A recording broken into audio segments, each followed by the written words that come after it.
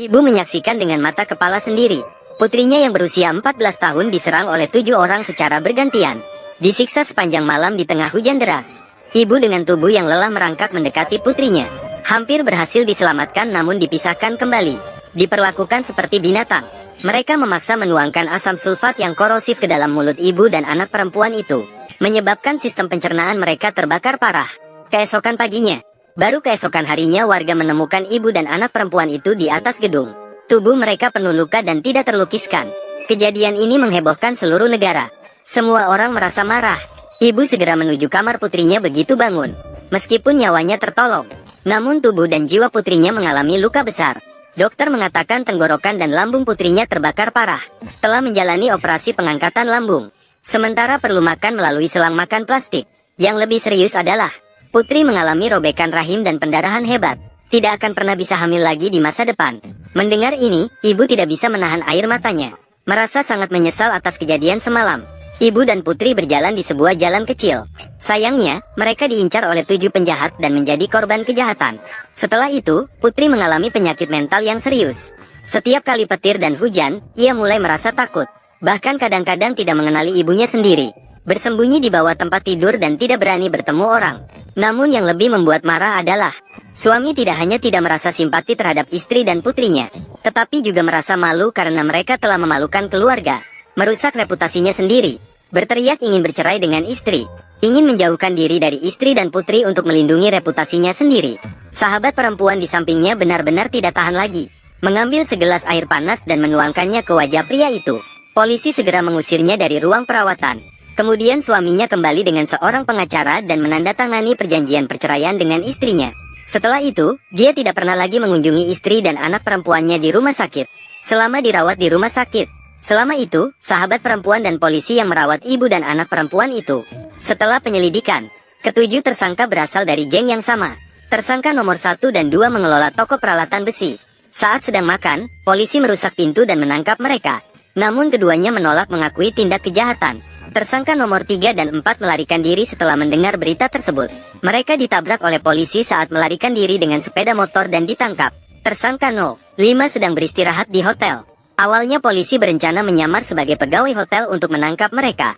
Namun yang membuka pintu adalah seorang wanita. Pelaku sensitif langsung melompat keluar jendela dan kabur. Namun polisi yang sudah melakukan pengintaian berhasil menangkapnya. Kepala dari 7 pelaku mendengar berita dan bersiap-siap untuk melarikan diri dengan mobil. Terjadi baku tembak selama proses pengejaran. Akhirnya berhasil ditangkap oleh polisi juga. Karena banyaknya pelaku, tidak mungkin untuk mengidentifikasi secara spesifik. Polisi berhasil menangkap puluhan tersangka. Perlu diidentifikasi langsung oleh korban. Yang membuat N merasa marah adalah, tidak ada satupun pelaku yang menunjukkan penyesalan sedikit pun. Semuanya sangat sombong. Karena kejadian terjadi di malam hari, N juga tidak bisa melihat wajah pelaku dengan jelas. Namun dia mengingat suara tawa mereka. Polisi meminta tersangka untuk tersenyum lebar. Bisakah tersenyum dengan serius? Polisi, ini sama sekali tidak lucu.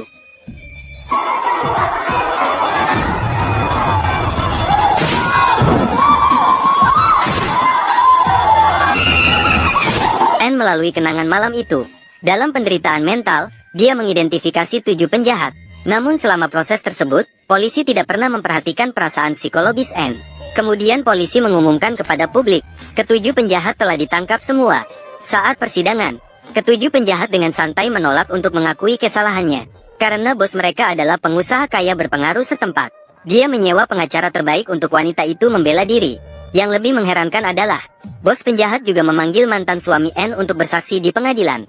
Ternyata, mantan suami menerima suap 5 juta dari mereka. Mencemarkan nama baik istri dan anak perempuan dengan kebiasaan khusus. Mungkin dia sengaja merayu ketujuh penjahat untuk disiksa.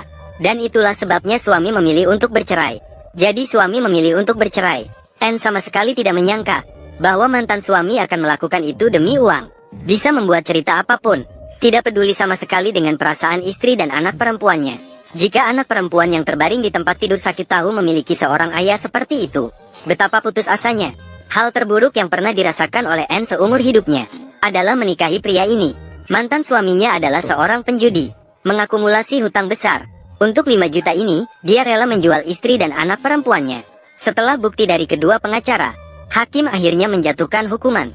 Di antaranya, 3 penjahat dijatuhi hukuman penjara 20 tahun.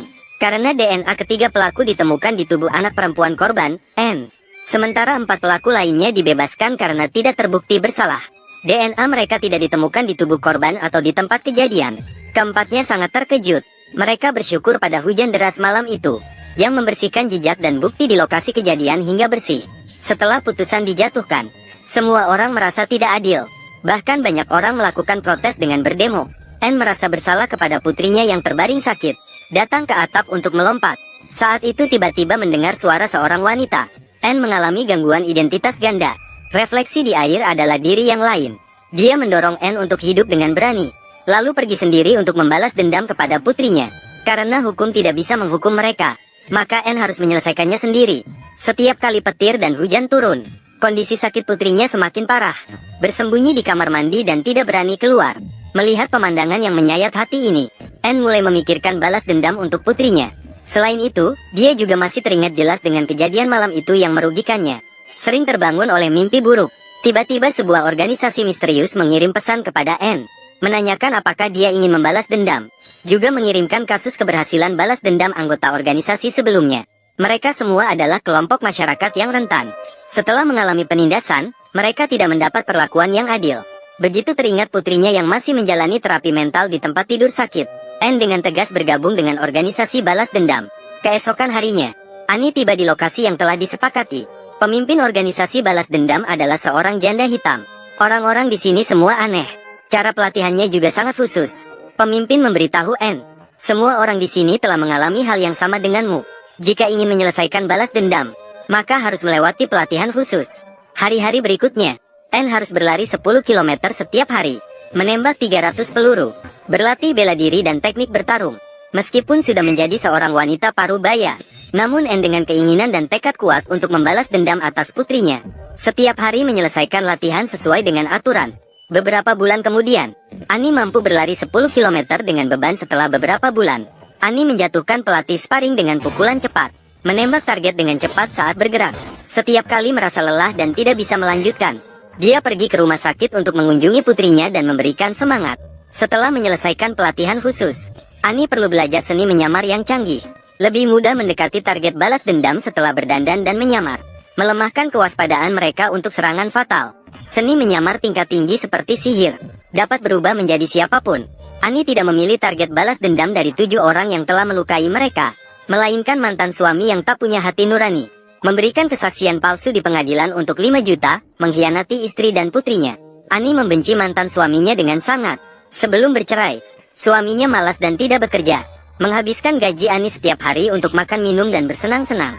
Suatu kali hampir saja mencekik N di depan putrinya. Dia melepaskan tangan setelah putrinya memohon. Itu juga karena kelalaian mantan suaminya. N dan putrinya pindah tinggal di luar. Kalau tidak, mereka tidak akan diincar oleh 7 penjahat.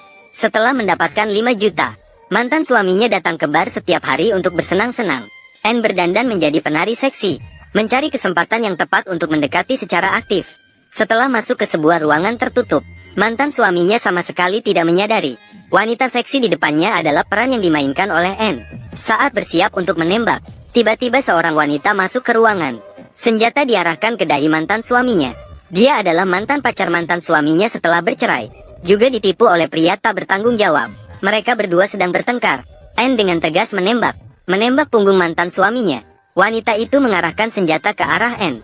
N merespons cepat dan menembak beberapa kali. Awalnya dia tidak berniat membunuh wanita tak bersalah ini. Namun sayangnya, N tidak punya pilihan. Siapa yang membuatnya datang pada waktu yang salah? Mantan suaminya memohon N untuk memaafkannya. Dia mengambil kesempatan untuk mengambil pistol di lantai dan menyerang. Dia ditembak jatuh oleh N ke dalam bak mandi. Kemudian mantan suaminya mulai berpura-pura menderita, mengatakan bahwa dia akan berubah menjadi suami dan ayah yang baik di masa depan. Jadilah suami dan ayah yang baik. Hanya berharap N akan memaafkannya karena pernikahan mereka. N teringat akan saat-saat dia dipukuli olehnya di rumah. Dia juga pernah memohon ampun padanya. Namun mantan suaminya tidak pernah memaafkannya. Jadi N tidak memberinya kesempatan. Tembakan pertama mengenai punggung tangan mantan suaminya. Tembakan kedua langsung mengenai jantung. Darah memancar dan mewarnai seluruh bak mandi. Saat ini, hati N telah mendapatkan penebusan. Dan akhirnya membalas dendam untuk putrinya yang masih berada di rumah sakit jiwa. Kemudian N memberitahu putrinya bahwa pria itu sudah mati. Seorang pria dan seorang wanita segera ditembak di bar dan berita itu menjadi headline. Tersangka adalah seorang penari. Kecuali pemimpin organisasi balas dendam, tidak ada yang tahu identitas asli Annie. Target balas dendam kedua. Anne memilih untuk membalas dendam pada Huang Mao yang dibebaskan tanpa hukuman. Kali ini dia menyamar sebagai seorang nenek. Saat ini Huang Mao menjual daging babi di pasar. Manfaatkan saat tidak ada orang di sekitar. Anne menggantung leher Huang Mao dengan kait besi. Kedua kakinya terangkat dari tanah. Saat itu, Huang Mao masih tidak menyadari kesalahannya. Hingga Anne mengungkapkan kebenaran. Dia adalah ibu dan anak yang diserang oleh 7 orang pada malam setengah tahun yang lalu. Apakah kamu begitu cepat melupakan? Kuning rambut meminta maaf kepada Anne.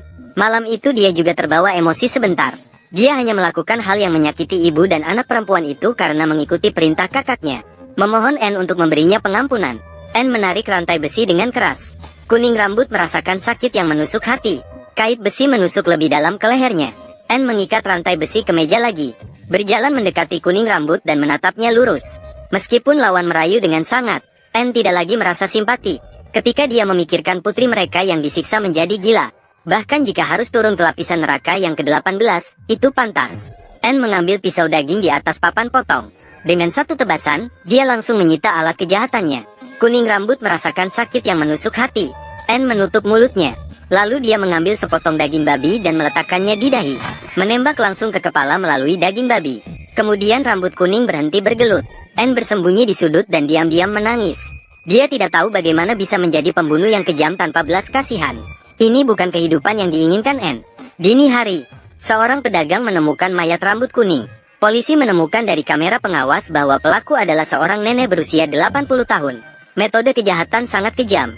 Kemungkinan besar pembunuhan balas dendam. Anne pergi ke rumah sakit untuk memberikan boneka kepada putrinya. Mengatakan bahwa orang itu sudah meninggal. Ketika perawat datang untuk memberikan makanan, putrinya segera menyembunyikan boneka itu. Setelah 3 penjahat di penjara, setiap hari entah bertengkar atau dalam perjalanan bertengkar, tidak pernah mengalami hari yang tenteram. Selanjutnya adalah target balas dendam berikutnya. Anne memilih si gemuk yang dibebaskan tanpa tuduhan. Tahun 1951. Putrinya yang berusia 14 tahun menjadi korban tindakan pria ini. Ibu menusukkan pisau ke dalam pakaian pria itu. Ibu langsung menyita alat kejahatan pria itu, dan disiarkan secara langsung. Dia memberitahu teman-teman online bahwa pria itu mendapat balasan yang pantas. Polisi juga sedang menonton siaran langsung. Sedang mencari lokasi siaran langsung untuk siap bertindak. Setengah tahun yang lalu, ibu dan anak perempuan disiksa oleh 7 orang dalam hujan deras sepanjang malam. Sekarang ibu menemukan satu persatu pelaku untuk membalas dendam. Saat topeng dilepaskan, si gemuk baru ingat akan ibu dan anak perempuan yang pernah diserang oleh mereka. Dengan penuh kesedihan, ia memohon kepada Anne untuk memberinya kesempatan hidup. Menjelaskan bahwa saat itu dia juga mengikuti perintah kakaknya. Dan melakukan hal yang mengecewakan bagi ibu dan anak perempuan itu. Meskipun sudah 6 bulan berlalu, kesehatan fisik dan mental anak perempuan itu masih belum pulih. Anne meminta dia untuk berlutut dan meminta maaf kepada anak perempuan itu. Si gemuk mengira dengan begitu dia bisa selamat. Namun Anne kembali memulai permainan berburu dengannya. Mengarahkan si gemuk ke hutan untuk melarikan diri. Biarkan dia berjuang terakhir sebelum mati. Waktu permainan berakhir, Anne tiba-tiba muncul di belakang dan memotong lehernya. Si gemuk jatuh dan tubuhnya terpisah. Rekan juga baru saja melihat si gemuk diburu secara langsung di ponsel. Ketika tiba di lokasi, hanya melihat mayat terpisah. Anne membakar rumah si gemuk. Setelah polisi tiba, tidak ada bukti atau informasi tentang Anne yang dikumpulkan. Keesokan harinya, Anne pergi ke rumah sakit jiwa untuk menjenguk putrinya. Memberitahu putrinya bahwa si gemuk sudah mati. Putrinya tampak mengerti sesuatu. Senyum yang lama tak terlihat muncul. Target balas dendam selanjutnya. Anne memilih penjual ikan sebagai target ketiga. Malam itu dia tertawa paling bahagia. Kali ini Anne menyamar sebagai wanita kulit hitam. Dia memukul penjual ikan pingsan dan membawanya ke sebuah pulau kecil. Setelah bangun, dia terkubur di bawah pasir dan tidak bisa bergerak. Di sekitar jalan kecil itu, sama seperti si gemuk, penjual ikan itu merayu Anne untuk memberinya pengampunan. Namun Anne juga tidak memberinya kesempatan. Mengikat kedua kakinya dengan tali dan menggerakkan perahu layar di laut.